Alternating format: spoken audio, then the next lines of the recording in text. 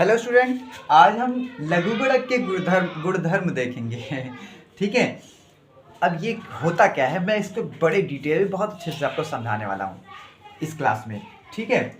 Class 12th में अब तक हमने एक्सरसाइज 5.3 तक कंप्लीट कर लिया है। आज हम एक्सरसाइज 5.4 स्टार्ट करते लेकिन उससे पहले मुझे लगता है कि आपको लघुगणक के गुणधर्म बता देने चाहिए, क्योंकि अगर आपको गुणधर्म पता है लघुगणक के, अब ये क्या होता है मुझे बताता हूँ। ठीक है, अभी थोड़ी देर में बताता हूँ। लघुगणक के गुणधर्म बता देना चाहिए, क्योंकि इसको जान गए आप तो क्वेश्चन धुआं धुआं कर दोगे आप। चलिए, लघुगणक का आप जानते हो, लघुगणक को लॉग, ये लॉग फंक्शन जो होता है उसी को लघुगणक कहते हैं। ठीक है। तो लघुगणक के कुछ गुणधर्म हैं, उनको हमें जान लेना होगा पहले। तो लघुगणक के गुणधर्म जो कि बहुत ज़्यादा मोस्टली यूज किए जाते हैं, उनके पहले गुणधर्म जान लेते हैं। फिर उसके बाद जैसे जैसे ज़रूरत पड़ती रहेगी लघुगणक की गुणधर्मों की, मैं वैसे वैसे बताता रहूँगा, लेकिन कुछ एक गुणधर्म जो बहुत बेसिक हैं उनको जान लेते हैं पहले। तो लघुगणक के गुणधर्म में सबसे पहला गुणधर्म क्या है, देखिए। सारे गुणधर्म आज मैं बताऊंगा और इस पर थोड़े थोड़े आपको फील दिलाऊंगा कि गुणधर्म यूज कैसे करना है। ठीक है। मैं कहता हूं कि log a इंटू बी, अगर कोई संख्या प्रोडक्ट में लिखी है, गुणे में लिखी है, उसमें अगर log लगा है तो हम log की पहली प्रॉपर्टी, log की एक प्रॉपर्टी ये है कि log के साथ दोनों को डिस्ट्रीब्यूट कर सकते हैं। मतलब log को a के साथ लिख सकते हैं, प्लस लगाकर log को b के साथ लिख सकते हैं। ये पहली प्रॉपर्टी बहुत ही प्यारी प्रॉपर्टी है, बहुत यूज आएगी, बहुत ज़्यादा यूज होगा इसका, बहुत ज़्यादा यूज होगा। इसको आप याद कर लीजिएगा। सोच रहे हो कि ये कब यूज आएगा? चलिए एक एग्जाम्पल इस पे बताता हूँ। मैं एग्जाम्पल भी लिखते चलो इसका।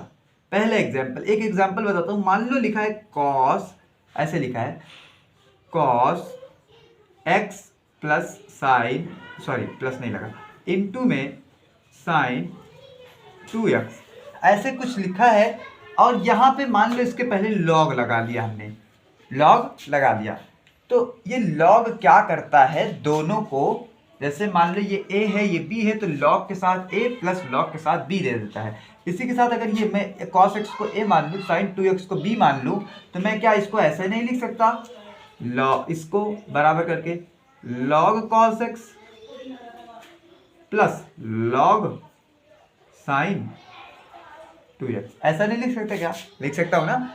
तो मैं इस तरह का यूज बहुत करूँगा अभी अगली एक्सरसाइज में। जैसे ही इस एक्सरसाइज को स्टार्ट करूँगा तो बहुत यूज आएगा, इसलिए इसको बड़े दिमाग में बैठा कर रखना। मैं एक प्रॉपर्टी और उसके साथ में एक एग्जांपल ऐसे बताते चल रहा हूँ आपको। ठीक है ना? क्लियर? दूसरी प्रॉपर्टी देखते हैं। प्रॉपर्टी नंबर 2, लॉग की। गुणधर्म नंबर 2, अगर मान लो ये प्रोडक्ट में ना लिखा हो, बटे में लिखा हो, a/b, मतलब अपॉन में हो, तब क्या होगा? डिवीजन में। सिमिलरली ऐसा ही रहेगा, log a plus log b की जगह पे log a minus log b हो जाएगा, log a minus log b। बात समझ में आई? यहाँ पे प्लस था, यहाँ पे माइनस हो गया, यहाँ पे मल्टीप्लाई था तो प्लस था, डिवीजन है तो माइनस हो जाएगा। मतलब गुणा था तो प्लस आया था, भाग है तो माइनस आएगा। अब एग्जाम्पल में वही वाला एग्जाम्पल लेते हैं जो अभी लिया था ऊपर। log के साथ, अगर मान लो log के साथ में कोई संख्या लिखी है cos x और वो गुणे में ना लिख के बटे में लिखी हो sin 2x, तो इसको हम ऐसा लिख सकते हैं, log, इसको देंगे पहले ऊपर वाले को cos x, प्लस ना लगा के माइनस लगाएंगे और log के साथ में sin 2x, log sin 2x। एक बताया हमने प्रॉपर्टी, एक एग्जांपल। समझ में आया क्या? आइए और एक चीज देखते हैं, लॉग की तीसरी प्रॉपर्टी। जितनी ज्यादा यूज आएगी सबसे ज्यादा, उन्हीं को पहले मैं बता रहा हूं।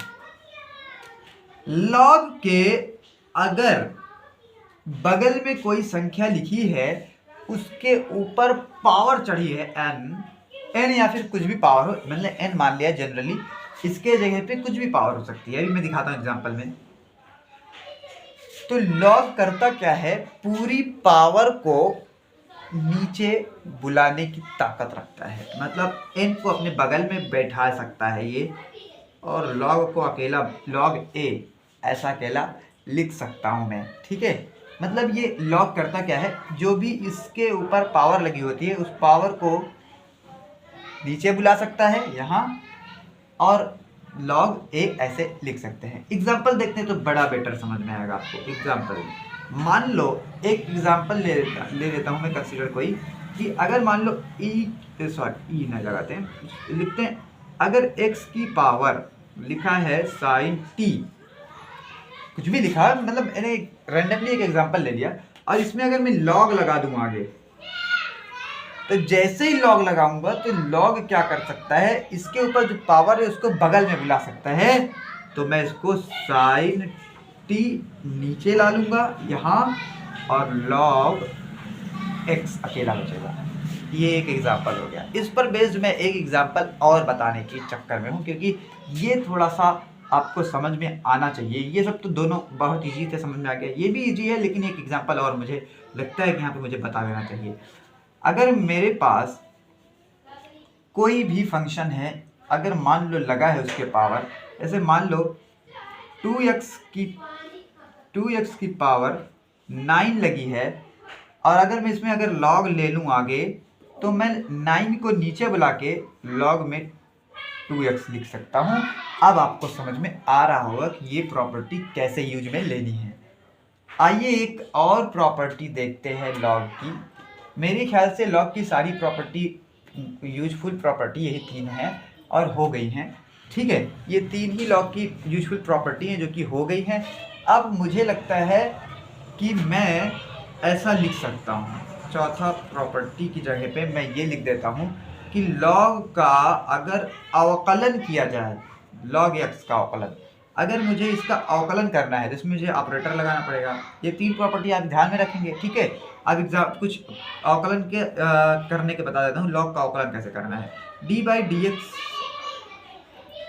लॉग एक्स, कहने का मतलब अगर लॉग एक्स का अवकलन करना है एक्स के सापेक्ष, तो 1/x होगा। अब ये तो समझ में आ नहीं रहा, आपको आ रहा है तो अच्छी बात है, नहीं आ रहा है तो ध्यान से देखिए, समझाता हूँ। कहने का मतलब अगर मैं लॉग का अवकलन करूंगा तो लॉग के साथ जितनी भी चीजें रहेंगी वो 1/के नीचे आ जाएंगी। मतलब लॉग के साथ में अगर x है, अगर मैं log x का अवकलन कर रहा हूं तो x नीचे चला आया। अब एक एग्जाम्पल देखते हैं। एग्जाम्पल क्या, यही एग्जाम्पल था, लेकिन मैं एक और लॉग का अवकलन दिखाता हूँ आपको करके। ऐसे मान लो मुझे अवकलन करना है log sin x plus sin x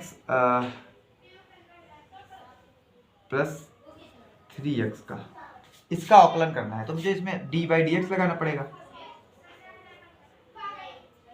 तो इसका अवकलन हो जाएगा, मैंने कहा लॉग के साथ में जितनी चीज बगल में लिखी रहेंगी सब नीचे आ जाएंगी।